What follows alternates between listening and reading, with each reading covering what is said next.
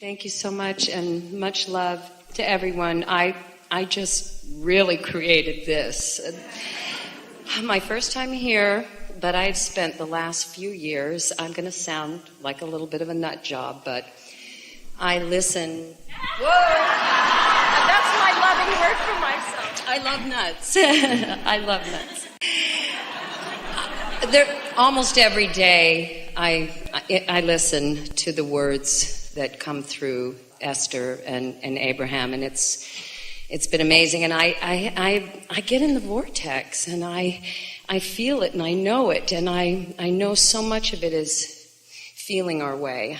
As a thinker, because you never get it done. No. You never get it done. Never get it done. Isn't that nice? More fun, more fun, more fun, more fun, more fun, more fun, more fun, more fun, more fun, more fun, more fun, more insight, more understanding, more awareness. Yeah, more. The mantra of the universe: more.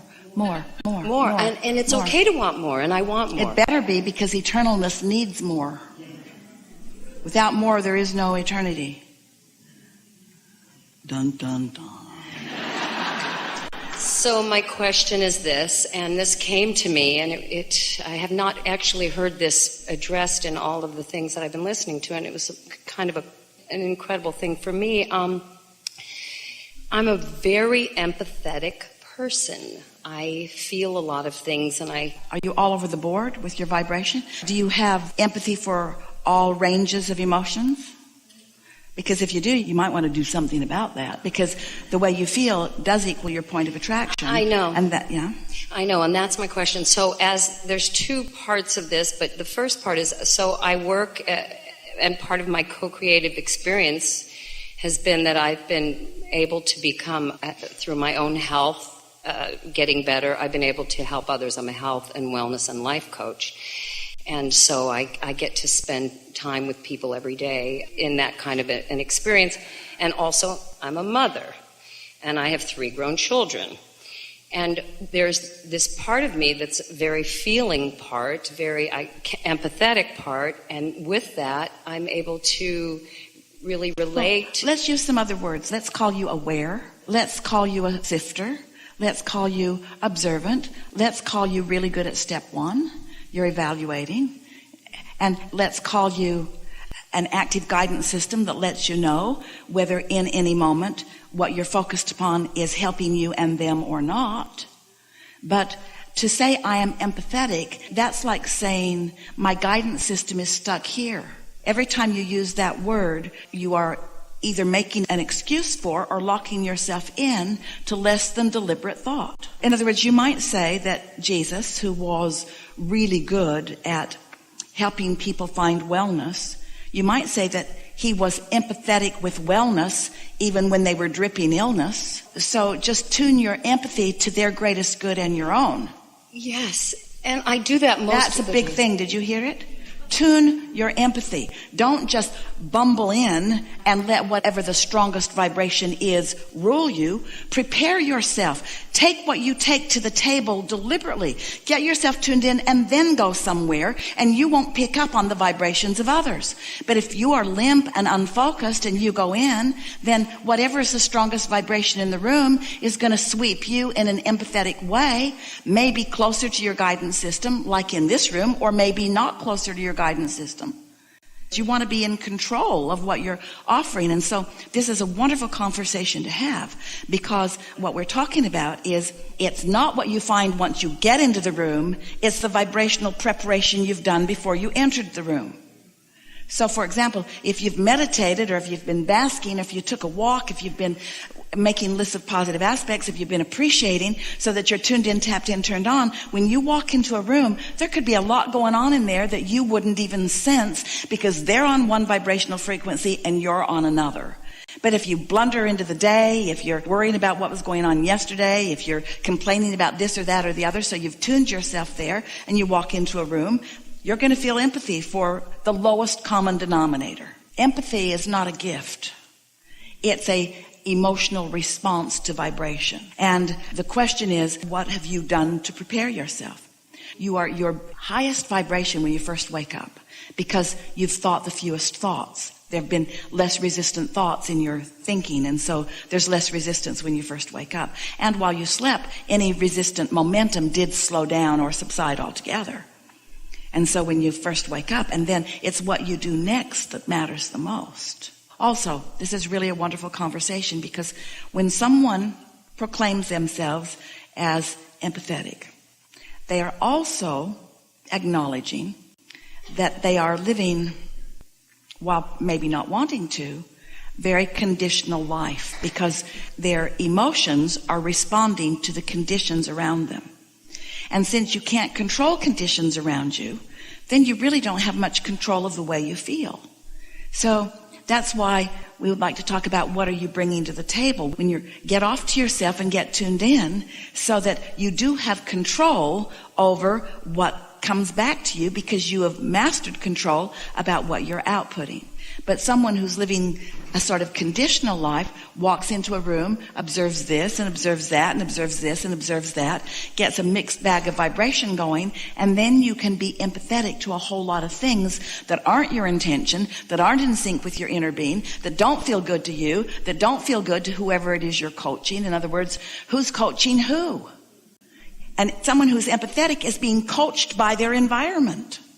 I love that you use the word conditional, because I have been asking to be unconditional. I've been asking for that. Well, let's talk about what unconditional means. Unconditional, it doesn't mean don't evaluate conditions. Unconditional means, now you're really going to like this, and you'll hear it easily because we've already explained it a few times, and now in this framework it will really make sense. So when you meditate, you stop thought. You focus on something that requires very little thought, like, can you hear a sound in this room like something to do with the air conditioner? Hear that sort of hum? That's a good thing to focus on, because it's not interesting. So it won't get your mind wandering, oh, that's not as nice as other hums I've heard. You don't project a lot of thoughts about that. So when you quiet your mind, you'll stop resistant thought. And then when there's no resistance, your natural vibration will rise. And as it does, then you sync up with the vibration of your inner being. So no condition took you there. In fact, absence of conditions took you there. Unconditioned allowed you to be there. It's like, picture a cork bobbing on the surface and hold it under the water. That's really conditional, but when you let go of it, it sort of unconditionally floats to the surface. You sort of get the sense of what we're going for. So a lot of people want to feel good, and under these conditions, under such and such conditions, they do. And then they want to recreate those conditions so that they will continue to feel better. But it's such a big job. It's so much better to just trust that you will feel good unless you do that thing you do that doesn't let you feel good. That's the piece that we would like you to take away from this gathering above all others. You will feel good. You will tune in. You will be in vibrational sync. You will be vibrationally equivalent to your inner being. You will be tuned in, tapped in, turned on. You will experience connection with the energy that creates worlds, unless you do that thing you do that doesn't allow it. What's that thing you do that doesn't allow it? You focus on conditions that are of a different vibrational nature.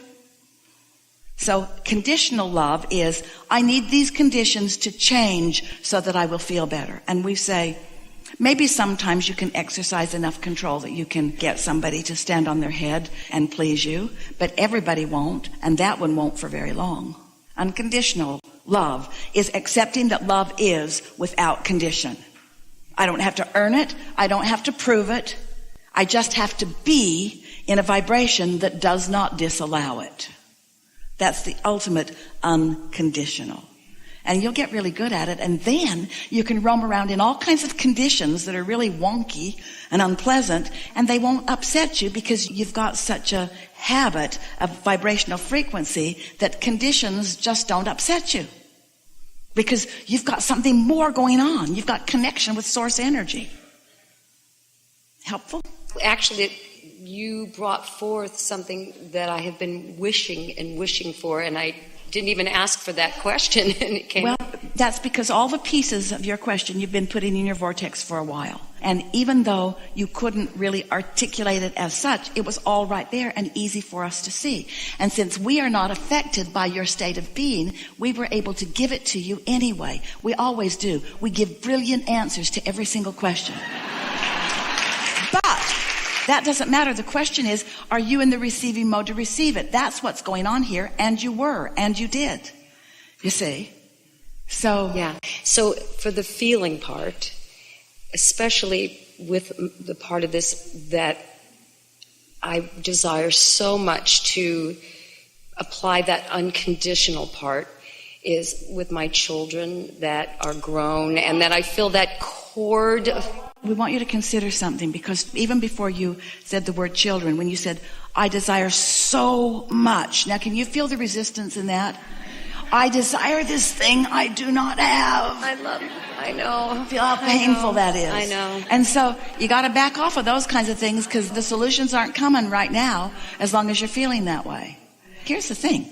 If you practice alignment relative to the things that it's easy to feel alignment about, then in time, even the things that are not easy, you'll feel alignment about, because the alignment becomes what you're looking for, not the solution to the problem. Did you hear that? I can feel alignment relative to this and this and this and this and this, but not that. Well, then don't think about that. But it's the most important thing, we know, but don't think about that. But it matters the most to me of all the other things put together. Start arguing for your limitations. Focus on the things that it's easy for you to feel alignment about, until that ease of alignment is what's dominant within you. And then your children will say to you, I don't think you love me as much as you used to, because you don't yell at me as much, you don't worry about me as much. They would be misunderstanding, wouldn't they? And then you could say to them, oh, I love you just as much, I'm just not blocking my love. And sometimes it's the blocking of love that makes you think it's love. Most people think love should hurt. If you love me, you'll give up stuff for me. If you really love me, you'll suffer for me. You'll prove your love for me with your suffering. And all you prove with your suffering is that you can block yourself from connection, which is what love is. Connection. Something more? No, that was beautiful. Really good. Thank you. Thank you so much. Very good. Very good.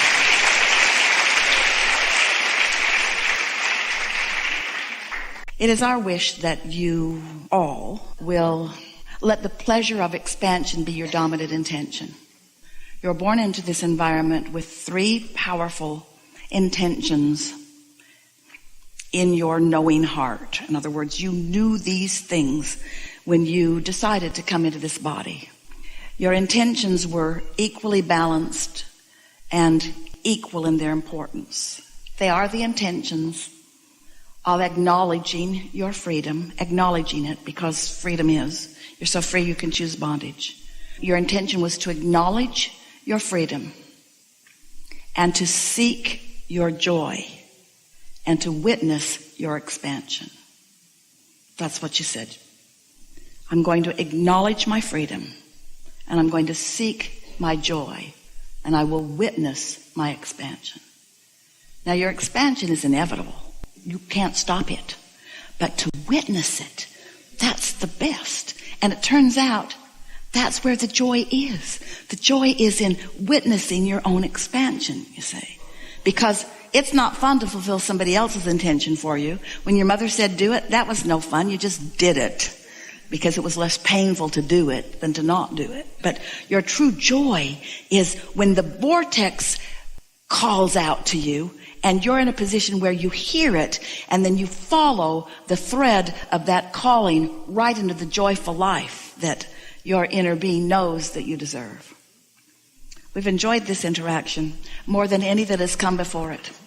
It is always so delightful for us to be with those like you who are reaching into new places and who are consciously discovering them.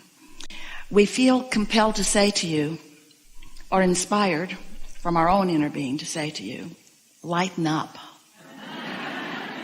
Be easier about it. There's nothing serious going on here. You're blessed and you're loved and you're here for the pleasure of your own expansion. And it's supposed to be fun. There is great love here for you.